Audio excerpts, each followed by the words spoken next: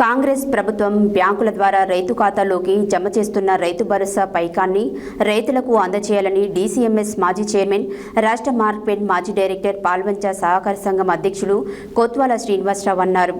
పాల్వంచ మండల పరిధిలోనే మల్లాల గ్రామ మహిళా రైతుల స్వయం సహాయక గ్రూపుల్లోనే ఖాతాలలోకి రైతు భరోసా పైకం వేశారు. అట్టి రైతు భరోసా పైకాన్ని బ్యాంకర్లు రైతుల అప్పుల కింద జమ చేసుకుని రైతులకు పైకం ఇవ్వడం లేదు. ఈ విషయాన్ని రైతులు కొత్వాల దృష్టికి తీసుకువెళ్లారు.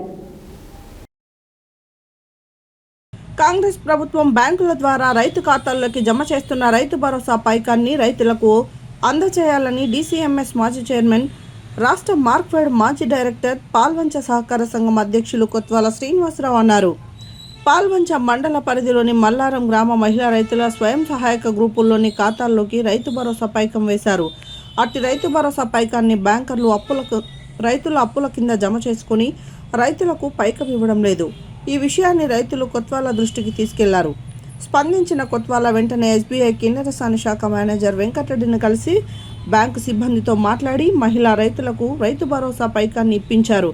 ఈ సందర్భంగా కొత్వాల మాట్లాడుతూ, కాంగ్రెస్ ప్రభుత్వం రైతు భరోసా పథకం క్రింద 1 ఎకరానికి 12,000 రూపాయలు పెట్టుబడి సాయం కింద అందజేస్తుందని, బ్యాంకర్లు వాటిని తమ బ్యాంకు అప్పుల కింద జమ చేసుకోవడం సరికాదన్నారు.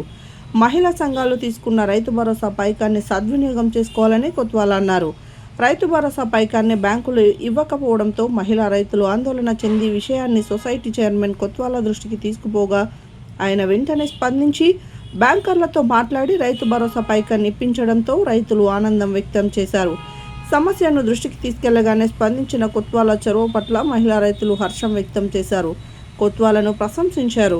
ఈ కార్యక్రమంలో పాల్వంచ మండల పరిధిలోని మల్లారం గ్రామ మహిళా రైతులు, పాల్వంచ సొసైటీ డైరెక్టర్ బొడగం రామ్మోహన్ రావు, కాంగ్రెస్ నాయకులు ఎర్రంచెట్టి ముత్తయ్య, కుండం వెంకన్న, వై వెంకటేశ్వరరావు తదితరులు పాల్గొన్నారు.